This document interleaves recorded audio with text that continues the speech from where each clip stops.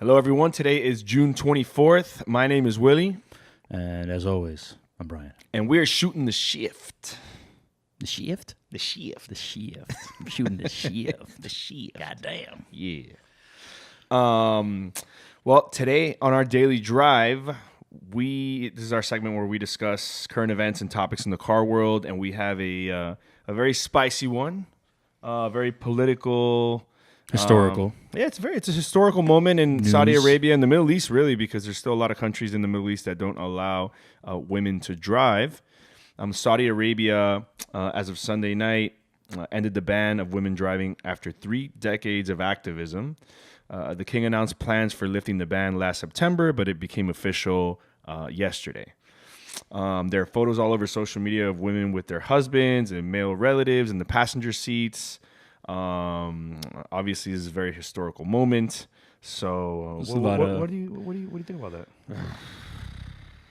I mean, I think we're all for it, and that's fine. I just, there's a fond history of, women doing like 80 miles per hour and doing their makeup and the traffic jam at Whole Foods because the woman who could fit a semi-truck into the parking space is just blocking everything. I mean, so I don't know.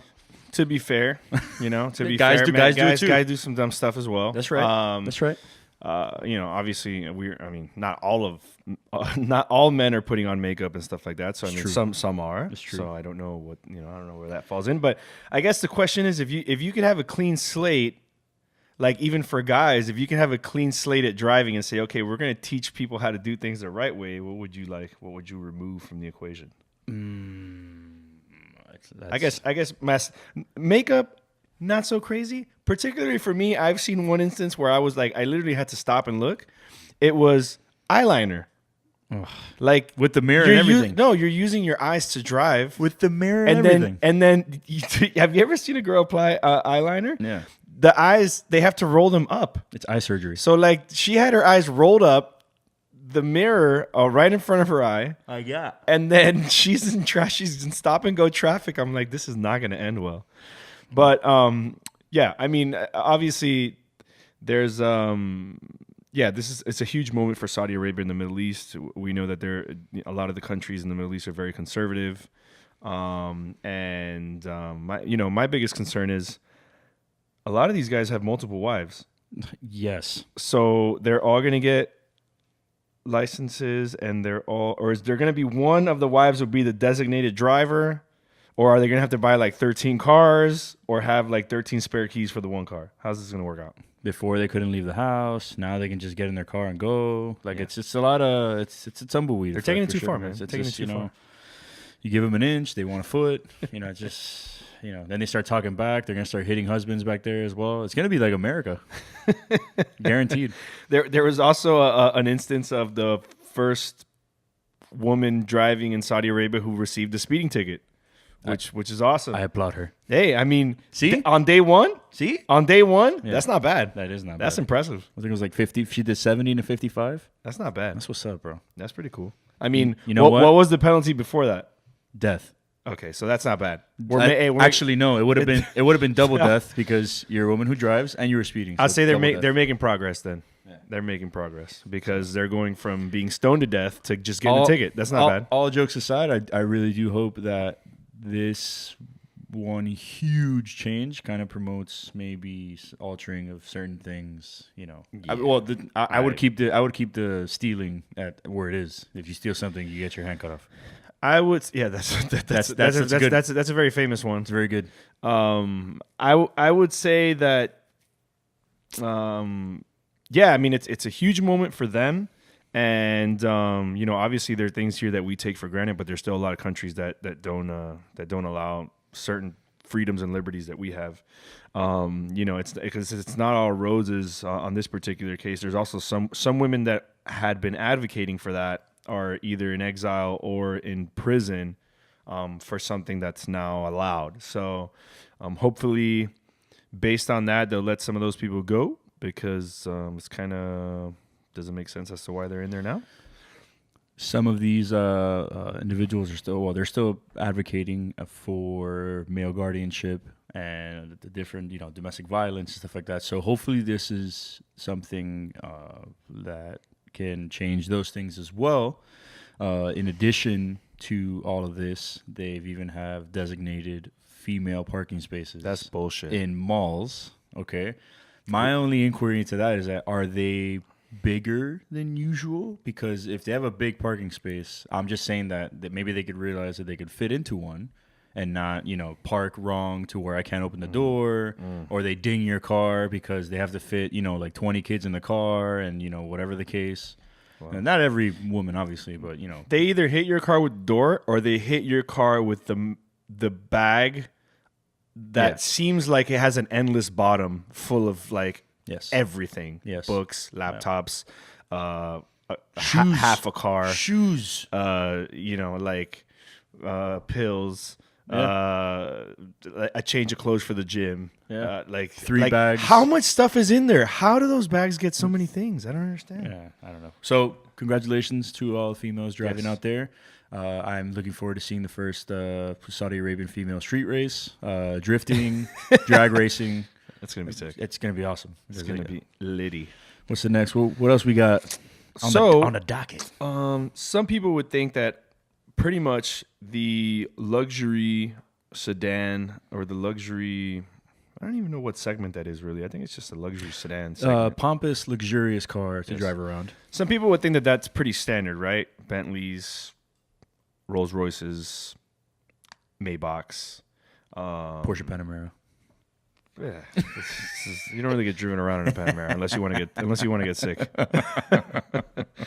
But apparently in Japan, the standard is another car called the Toyota Century, which, to be quite honest with you, I didn't know existed.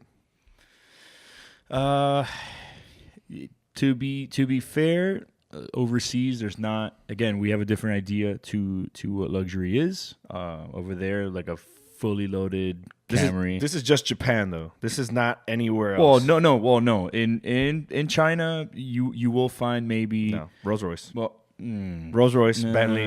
Yes, trust me, because a lot of them actually now are actually gonna start to manufacture out of China because they have so much demand. So Okay. This is specifically a Japan thing. I was about to say Japan. Japan. But this is specific to Japan. They have this car it costs $178,000. It is a vehicle that you are chauffeured around. But the Japan's millionaires drive around mostly in this car, and it's a lot less expensive than the Rolls Royces and Bentley comparable cars. Yeah. So it's going to feature most of the things. I want to say it's like a mashup of interior and exterior of different cars, in my opinion. Obviously, most of the windows in the back and the rear are going to have curtains. It's going to have similar to like a lazy boy type chair effect on both of the seats in the back. It's going to have a screen in the middle to control the TV in the front. And similar to vintage Rolls Royces and even then some Maybachs and stuff, it's also going to have like a fold out little table for your laptops or whatnot. So similar feels to an essence of luxury that we've come to know here in the States and even everywhere else. In my humble opinion, it's the front of something vaguely like if you squint, it's like a Phantom in the front, like an old Phantom or like an old Rolls Royce. Yeah, and then the back definitely looks like a Lincoln Continental. Well, the new one. The backlights actually look a lot like they look like the Bentleys, the newer Bentleys. Yeah.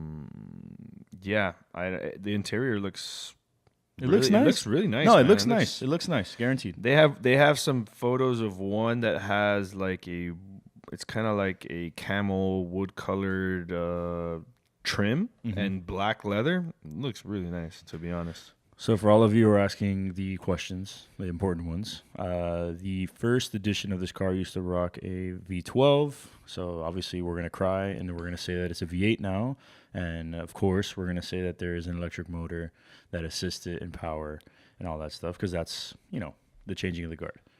The 4.9 V8 is going to be boosting out 375 horsepower. It has an electric motor that's going to be boosting out an additional 220, so a combined of 425, which is not bad for a car of like a luxury car. This is not I think I'm pretty sure. I don't remember the exact specs of like the how much power the Phantom has. I know they have a twin turbo V12 now, but I think the horsepower is probably maybe a little bit more than that, 500, 600 horsepower. Probably, between 5 and 6.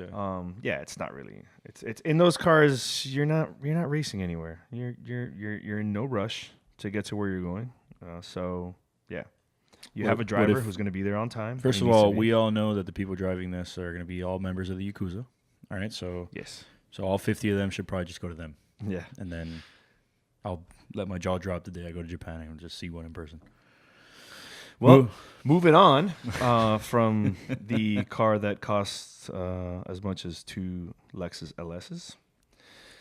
Moving on to the hot topic in Formula One right now, which is Daniel Ricciardo, who has been named the king of the Ricciardo. He's been named the king of the market, which is funny. Because just going into that last name, he is of Italian heritage, but he's from Australia, and everybody says Ricciardo, even though it's Ricciardo. So, also for those of you who don't know, the operator / producer / editor of the whole show behind the camera right now is grinning from ear to ear because that's her husband, apparently, or lover, or something. I don't know what exactly he is. If it's her husband, he needs to go half on the bills with me. We don't mind you around, but contribute, bro. Contribute. Or at least get us some tickets to the races. Like, come on, bro. Just being a hater. So he's towards the end of his contract. He's obviously, just like football, basketball, baseball, any sport, there's people shopping around because he's a talented individual. Not as talented as certain individuals at Mercedes, but he does have some talents. And people are definitely hungry, and they're on the hunt. So, well, apparently I'm sure there's multiple offers. The only one that we know about is McLaren's offer to him for about $20 million a year, 15 million euros. I don't know what exactly they're going to entice him with other than money, because McLaren obviously doesn't know what they're doing at all right now. They've gone from Honda to Renault, in which they've been a little bit, like slightly better than they were last year. The cars don't blow up as much anymore. But yeah, I only see him going realistically. If he's going to leave Red Bull, it's going to have to be for Mercedes or Ferrari. There's really no other option. Or he's going to have to stay there. He's already in a top 3 team. So my only concern for him is staying at Red Bull. They've decided to go with Honda next year as their engine supplier, which I don't like. I'm baffled at the fact that they would even do that. I think he's kind of siding and looking at a lot of other Formula One pilots' salaries. I think he's trying to weigh his options and seeing how good exactly Vettel's doing and how good Lewis is doing and how much they get paid.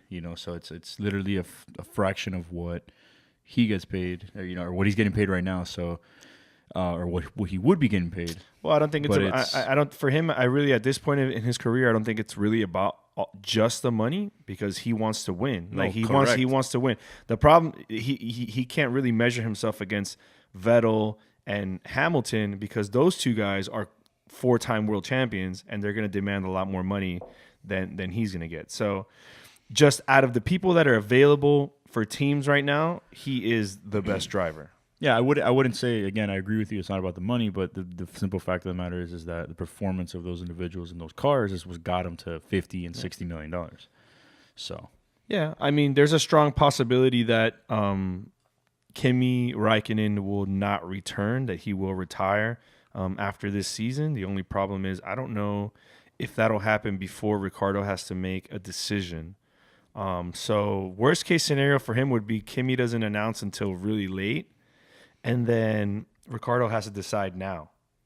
Right. So in which the Iceman that we all love dearly is probably going to be doing Finnish rallying, I'm sure. because it's Yeah, I just I just don't think it's going to happen for him anymore. I don't think he's not better than Vettel, so he's not going to beat Vettel in his own team. Yeah. Kimmy would have to go to somewhere like Mercedes to like beat Vettel. So yeah, I just think look, he has his champions. He has two. No, he has one. yeah. Alonso has two. Yeah, he's a world champion, and he gave it another go. It didn't work out, and he's still one of the really not the greatest F1 drivers of all time, but he's a really good and famous F1 driver. Yeah, he's the best post-race pilot ever. Definitely the best post-race commentary comes from the award would be him, like would be Kimi Räikkönen. Although Daniel had a particular moment, I think one of the late races in the past where he told Verstappen, in Italian, some similar words because he didn't know Italian. Told him Mafangul. Yeah, exactly. So, but getting back to the topic a little bit, he's got some options. There's definitely, I'm sure, some offers we haven't heard about. There might be a last-minute surprise from a team, throwing something at him, and who knows what he wants to do. To be honest, There's a team out there. If you guys are participating in F1 fantasy, you know about Tócate Racing. It touch yourself in English. Sure, you want to just. All right, listen. The fact of the matter is, we don't want to bullshit you guys. We've actually sold everything we have, and we're petitioning to have him on our race team, brand new, next season. Tócate Racing, That's right. coming in. The only problem is we only have one car Exactly. and one set of everything. So if anything goes bad, Yes. he's out for the season. Exactly. So, But- take that into account. We're gonna be there. Yeah. And we're gonna have one of maybe like a naked car with Ila Canaria as the sponsor. We're committed because I sold all of my car-inspired T-shirts, and Brian sold all his Hawaiian shirts to make this happen. Which is a lie because I would never sell them. It's the last thing I would sell. Sell my girlfriend before that. So yeah, yeah, man, it's gonna be interesting to see what happens. It's always weird, like how this stuff all develops, and all this stuff that we're hearing is all like rumor reports. No, of course. So It's the same thing. Anybody out there that's not into motorsport can relate when it comes to basketball, baseball. It's the same thing. You hear a bunch of rumors, and then at the end, you're like, "I'm going to Miami," or "I'm going to," and you're like, "Wait, we didn't hear about that." So the question is, does he go to McLaren, who has the Renault engine it's getting better, which is the Renault engine that Red Bull's using right now, or does he stay with Red Bull, who is now going to have the Honda engine that has been dismal for the last 3 years? It's tough. I don't know. It's tough. What about Ferrari? I would imagine Red Bull's. Well, no one knows what's going to happen with Ferrari because no one knows what's going to happen with Kimi. And apparently Ferrari says they want Kimi. So, but who knows? Let's see. We'll see. It's Mercedes ain't going to happen.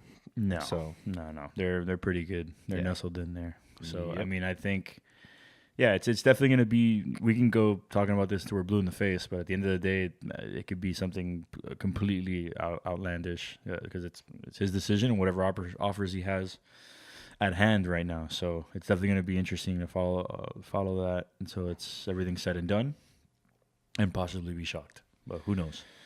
all right. Well, moving into our head-to-head segment. This is where we usually pit two cars against each other. But in this particular instance, we have a very special one for you in which we are going to discuss what we're calling the Daily Drive soundtrack, which is we're going to put songs against each other and see which ones are the best songs when you go out in whatever car And floor it. and floor it.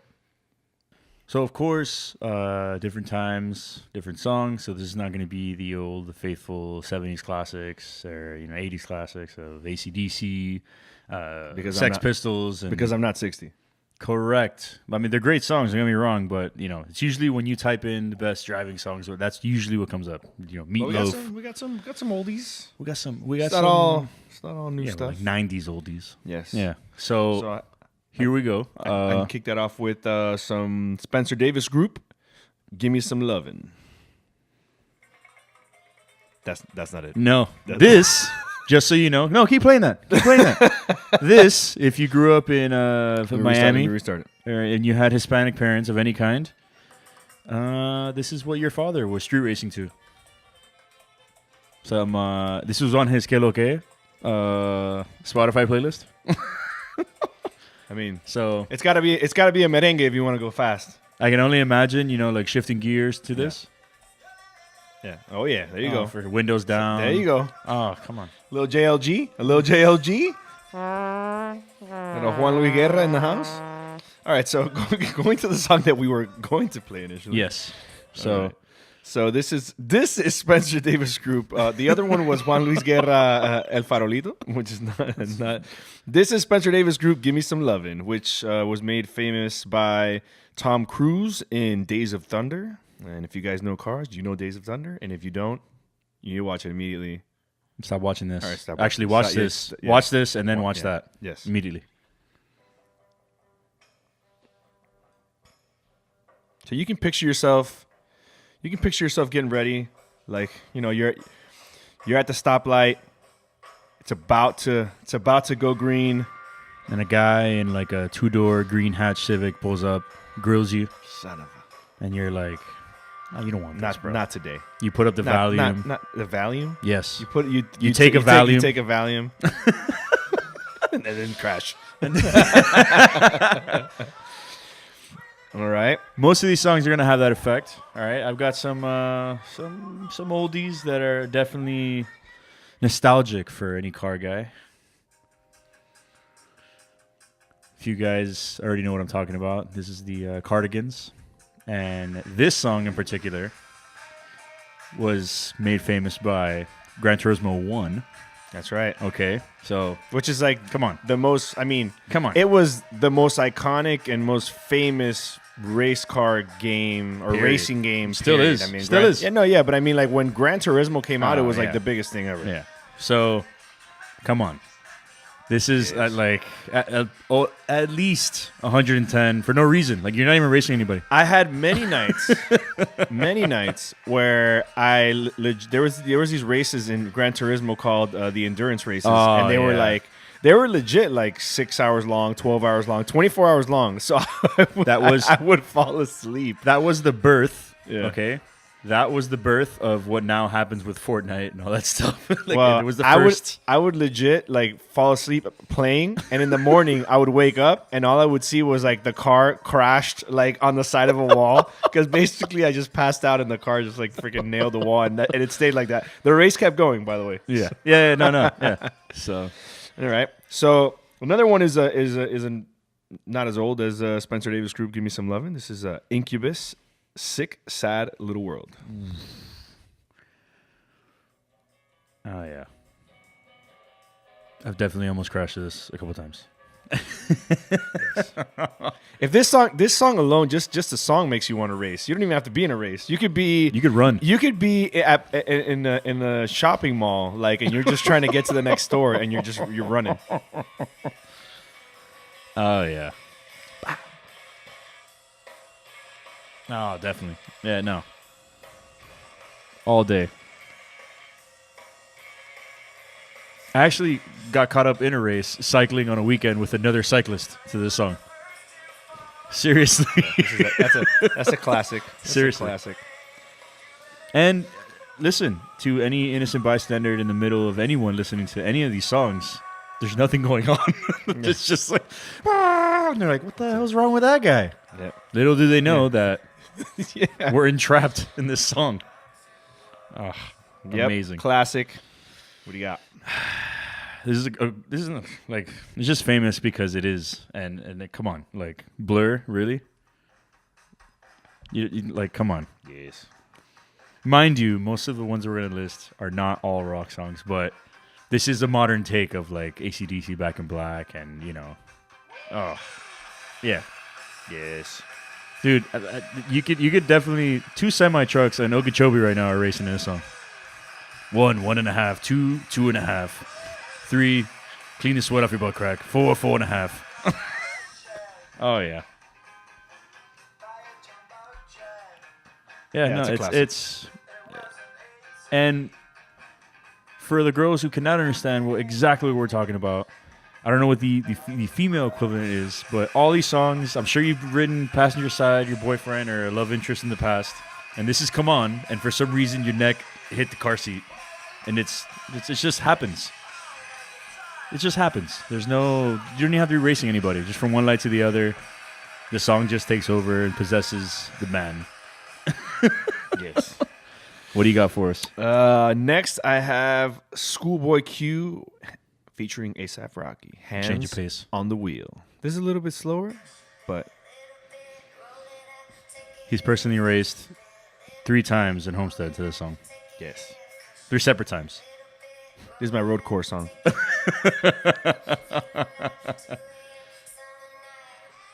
Oh, yeah. Even though that when you're on the racetrack, those days they always tell you to not have anything on the radio because you need to be able to listen for. I'm like, I don't care. Yeah, the one guy in the Porsche at that time, just warming up tires and playing Schoolboy Q. Oh man! Let's see what else we got. All right, what you got? Another one for me would be for all of you car guys out there, the literally introduction to Gone in 60 Seconds is Moby's Flower. A little bit slower pace, but I've definitely taken out a couple of cars in a hire car or rent a car on the highway to this song for sure. Dude, you sound like you're on the radio right now. Yes. Today, This is Moby's Flower. on the Daily Drive Top 40, we have coming in at 37. Moby's Flower. Moby's Flower. Perfect.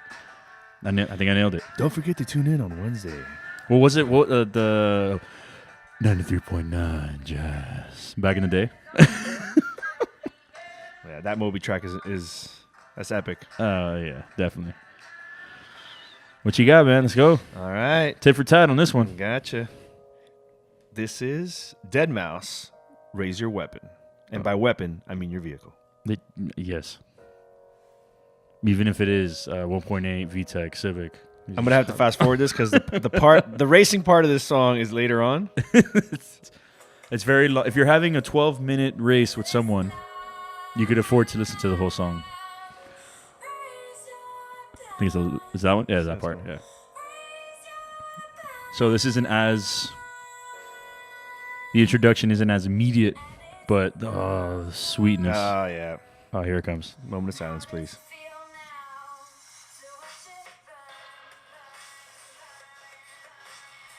Yeah. I've definitely lost a lot of grip on my tires, burnouts, drifting. Sometimes by myself. There's just no one there. It's just I'm in a parking lot at like 2 a.m. Just had Taco Bell. There's just hot sauce everywhere. Taco Bell wrappers flying everywhere. All right, what do you got? We're going back to video games again. If you guys are with me on this one, this is also the intro to a PC game back in the day called Road Rash. Oh yes. Yes. Yes. Yes. Soundgarden's Rusty Cage. Sega Genesis Yes. players from back in the day will know all about this. This was the first, I would say the first violent racing game where like the point of the game was to go as fast as possible, and any motorcycle that got next to you, you would beat the living crap out of them and they would fall off the motorcycle. Like that was the goal. With chains or a stick With or chains. punches. You would punch. A bat. Yeah, they had bats, Here we go. chains.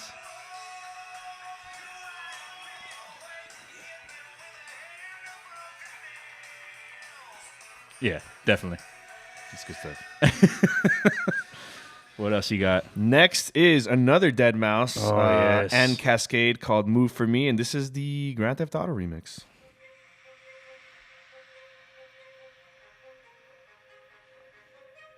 Very soothing. Yes. It's like you're at a spa for like a couple seconds, and then like you have to imagine that somewhere in this song, the masseuse is gonna smack you.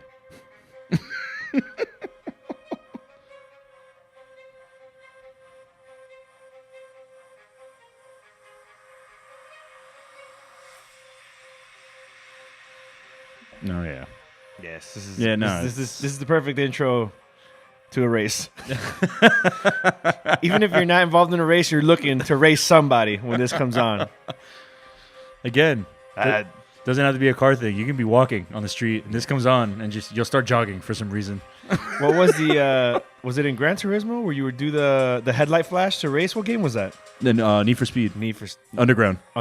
It was Underground. Yeah. So yeah, that basically that wraps up our daily drive soundtrack. Again, these are Shootin The Shift selections. All right, this isn't the definitive list for the world. All right, but as usual, at the end of this, you can submit your own options into this lovely category that we have. And I mean, we had to shorten. I mean, obviously, there's a lot more songs. Like we had to shorten the list by a lot. Yeah, just to so we wouldn't be here all day. Basically. Yeah.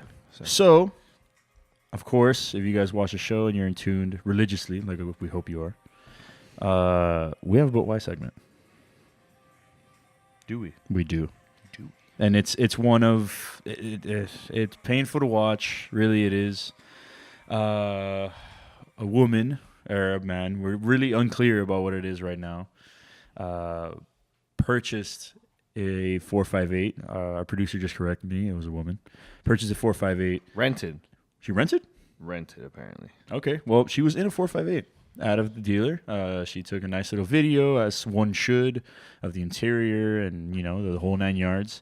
And shortly thereafter, hydroplaned into traffic and totaled it. And when I mean shortly thereafter, I mean possibly within the hour. How did she know how to turn off the traction control? Apparently, she turned off the traction control, which led to her to the car's demise. To the car's demise, exactly. Man, turning off traction control on a Ferrari, man, you really need to know what you're doing. It's, it's very painful to watch. We're gonna attach the video here, obviously, so you can be a witness to a hate crime against cars. Wow. And I want to say that. What exactly is that median made out of? Because it crumpled the car into like Legos, is what it was. Because like the whole front is destroyed. It looked like a head-on collision, but it just wasn't. Yeah, it's not. Yeah, like I mean, again, people who rent these cars, most people don't know what they're dealing with and how much power these cars have, and yeah. And all it takes is one nice little flooring of the accelerator. And in this case, the traction control would have helped her, but she turned it off. She's fine, obviously. It was a pretty safe car, and the speeds weren't that bad. I want to say maybe like 10 or 15 miles an hour. Unfortunately, I believe 2 cars were involved on the other side of the median into the crash as well. They're fine. She ran into it appears to be an X3, and pretty much hit the side and whatnot. And then the car in front of that X3 also suffered. And of course, the median suffered a lot as well. But wow. If you were to take what we're saying and if I just showed you a picture, you would think someone ran into that car or she hit a building. But I don't know. Maybe it was a salvage 458. I hope she got the insurance. That's my question. No, they kept that deposit for sure. The deposit was like $3,000 or something, or $4,000. I'm not sure. Wow. Yeah, they definitely. From the dealer window, they said, "Oh yeah. They just just keep it." There's a lot of damage on this car. The video doesn't look like it's that bad of an impact, but man. No, it's not. It's your.